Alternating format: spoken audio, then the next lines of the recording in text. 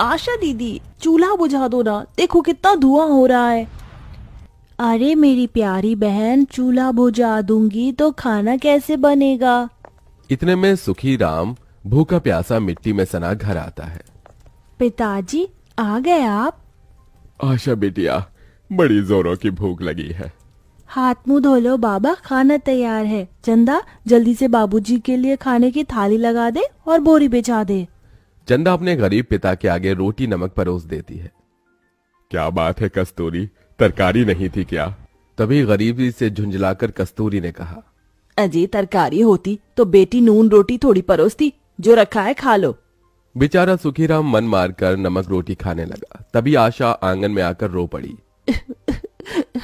हे भगवान, ये तेरी कैसी लीला है? सारे दुख हम गरीब को क्यों देता है? न रहने को एक अच्छा घर देता है, न खाने को अच्छा खाना, और न सोने को अच्छा पलंग या बिछौना। पिताजी एक अकेले हम सबका पेट चलाने के लिए कितनी मेहनत करते हैं, फिर भी उन्हें ढंग का खाना भी नहीं मिलता। तभी आशा आंगन में धनिया उगा देखती है। मैंने तो उस दिन ऐसे ही वो खराब धनिया के बीज आंगन में छींटे दिए थे, पर देखो कितने हरे धनिया उग गए हैं। इसी की चटनी पीसकर सबको खाना खिला देती हूँ। आशा उस धनिया की चटनी पीसकर अपने गरीब परिवार को खिलाती है। सुखीराम के परिवार में बूढ़ी माँ, बीवी और 2 बेटी भी हैं। वो किसी तरह किसानी करके परिवार देख रहा है। खाना खाने के बाद बूढ़ी चमेली ठिठुरते हुए कहती है। आशा बेटी, जल्दी से बिछौना लगा दे। जी दादी माँ। फिर वो गरीब बेटी बोरी बिस्तर लगा देती है और उस पर एक गुदड़ी बिछा देती है। पूरा परिवार एक लाइन से झोपड़ी में लेट जाता है। तभी चंदा कहती है। दीदी, ये बिस्तर कितना गड़ता है। काश कि हमारे घर में भी पलंग और गद्दा होता तो हम भी अच्छे से सो पाते। हमारे भी घर में फर्नीचर होना चाहिए। चंदा की ये बात सुनकर दुख से कस्तूरी ने कहा।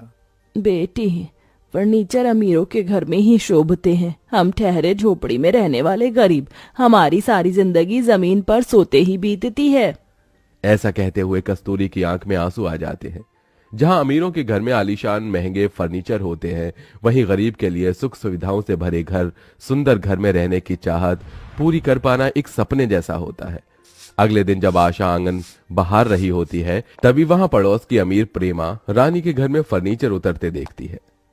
भैया, एक एक फर्नीचर अच्छे से उतारना, बड़ा महंगा पड़ा है सारा सेट। और ये गोदरेज की अलमारी तो लाख रुपए की पड़ी है, एक भी खरोच नहीं आनी चाहिए। माँ ठीक कहती है, एक अमीर गरीब की जिंदगी में कितना अंतर है। अमीर लोग हर साल फर्नीचर बदल देते हैं और हम जैसे गरीब अपने घर के लिए एक ढंग का अलमारी, सोफा, बेड, कुछ भी सामान नहीं खरीद पाते। थोड़ी देर में प्रेमा मिठाई लेकर आशा के घर आती है। कस्तूरी, अरे ओ कस्तूरी। प्रेमा बहन, आप यहाँ? ये लो पेड़े खाओ और मुंह मीठा करो, मेरे घर नया फर्नीचर आया है। बहुत बहुत मुबारक हो प्रेमा बहन। अरे तुम लोग भी एक आध फर्नीचर ले क्यों नहीं लेते? सारी जिंदगी इस झुग्गी झोपड़ी में ही रहना है तो कम से कम थोड़ा सुंदर तो रखो इसे कि घर लगे। अभी जमीन पर सो रहे हो, घर में एक पलंग भी नहीं। अरे कम से कम एक फ्रिज और एक सोफा सेट और 2-4 कुर्सी तो होनी ही चाहिए, ताकि घर में कोई आ जाए तो बिठा सके। समझ सकती हूँ इस गरीबी में तुम्हारे पास खरीदने के लिए नया फर्नीचर के पैसे तो होंगे नहीं, तो मेरा पुराना वाला फर्नीचर ले लो, सस्ते में दे दूंगी। ये सुनकर चंदा जिद करने लगती है। माँ, पिताजी, फर्नीचर ले लो ना, फिर हमें भी जमीन पर बैठकर नहीं खाना पड़ेगा और जमीन पर सोना भी नहीं पड़ेगा। आपको पता है ना दादी माँ को ठंड में जमीन पर सोने की वजह से कितनी सर्दी लगती है। प्रेमा बहन, पैसे नहीं है जो हम फर्नीचर खरीद सके। ये सुनकर प्रेमा कस्तूरी और सुखराम की गरीब बेटी की ओर देखकर कहती है। कोई बात नहीं, तुम पलंग और अलमारी ले आओ। पैसे नहीं देने को तो तुम्हारी बेटी कुछ महीने मेरे घर में झाड़ू बर्तन कर देगी। ये सुनकर सुखीराम के स्वाभिमान को बहुत ठेस पहुंचती है। बहन जी, आपने सोचा भी कैसे कि मेरी पढ़ी लिखी बेटी झाड़ू पोछे का काम करेगी? नहीं चाहिए हमें कोई फर्नीचर। इस गरीबी में हम इज्जत की रोटी तो खा रहे हैं, वही बहुत है हमारे लिए। आप चली जाइए। हाँ जा रही हूँ, मैंने तो भलाई सोची थी, मगर तुम गरीबों की हालत उन गटर के कीड़े जैसी है जो नाली में रहना पसंद करते हैं। हाँ। प्रेमा अपनी अमीरी की ऐठ दिखाते हुए चली जाती है, मगर उसकी कई बातें आशा के मन पर लग जाती हैं और अगले दिन वो अपनी 12वीं के सर्टिफिकेट के साथ काम ढूंढने निकल जाती है। भगवान, मैं गरीब की बेटी हूँ, पता नहीं 12वीं के बेस पर मुझे कोई काम देगा या नहीं, बस आप देख लेना। आशा नौकरी ढूंढती हुई कई जगह जाती है, मगर उसे 12वीं पढ़ा देख जल्दी कोई भी नौकरी नहीं देता, जिससे अब उसकी हिम्मत टूटने लगती है और आखिर में एक एमएनसी में आती है। ये जगह मेरी आखिरी उम्मीद है, मैं इस मौके को नहीं जाने दे सकती, मुझे ये नौकरी चाहिए, अपने डर को दूर कर आशा। आशा मुस्कुराहट के साथ इंटरव्यू देती है, उसे नौकरी मिल जाती है। तभी एचआर निवेदिता कहती है, यू आर वेरी टैलेंटेड आशा, तुम आज से ही ज्वाइन कर सकती हो। Thank you so much ma'am.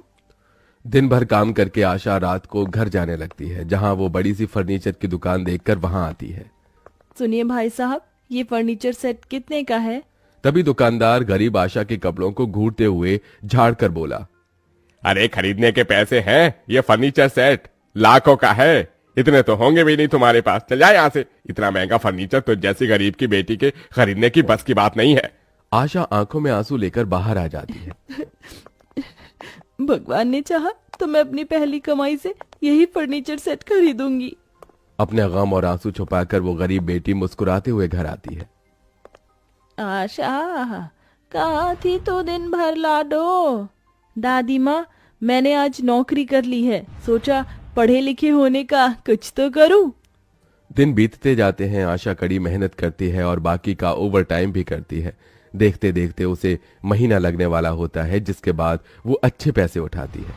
ये लो आशा, ये तुम्हारी पहली कमाई, तुमने बेस्ट काम किया इसलिए तुम्हारी सैलरी बढ़कर आई है। अपनी पहली कमाई को हाथ में लेकर वो गरीब बेटी फूट फूट कर रोती है। थैंक यू भगवान जी। वो अपनी पहली कमाई के साथ फर्नीचर की दुकान पर आती है, जहां उसे लकी ड्रॉ दिखता है। इस लकी ड्रॉ में तो 50,000 रुपए में भी बढ़िया फर्नीचर सेट मिल रहे, मैं इसे अपनी पहली कमाई से ही खरीद सकती हूँ। आशा दुकान में आकर फर्नीचर सेट खरीद कर उसे ट्रक में लाद कर अपनी गरीब झोपड़ी में आती है। जैसे ही फर्नीचर उतरता है, तभी उसके गरीब माँ बाप, दादी और बहन बाहर आ जाते हैं। अरे आशा बिटिया, ये सारा फर्नीचर का सामान किसका है? ये सारा फर्नीचर का सामान अपना है माँ, मैंने इसे अपनी पहली कमाई से खरीदा है, अपने परिवार के लिए। ये सुनकर चंदा बहुत खुश होती है। अरे वाह दीदी, इसमें तो फर्नीचर का सारा सामान है, सोफा, पलंग, अलमारी, कुर्सी और खाना खाने के लिए डाइनिंग टेबल भी है। अब तो हम भी अमीर हो गए, हमें जमीन में बैठकर नहीं खाना पड़ेगा और हम उस गुदरी के गड़ने वाले बिस्तर पर भी नहीं सोना पड़ेगा, हम भी गद्दीदार बेड पर सोएंगे। चंदा की बात सुनकर उन गरीब परिवार वालों की आंखों में भी खुशी के आंसू आ जाते हैं, जिसके बाद वो सब लगकर घर में फर्नीचर सेट करते हैं। देखो माँ, दादी देखिए, दादी फर्नीचर लग जाने के बाद हमारा गरीब घर कितना अच्छा लग रहा है और ये सोफा कितना नर्म है, मैं तो इसी पर सोऊंगी। हाँ मेरी प्यारी पोती। सभी के हंसते मुस्कुराते हुए चेहरे देखकर पिता सुखराम डबडबाई आंखों से अपनी गरीब बेटी को देखकर कहता है, कस्तूरी, कौन कहता है कि बेटी बेटा नहीं बन सकती?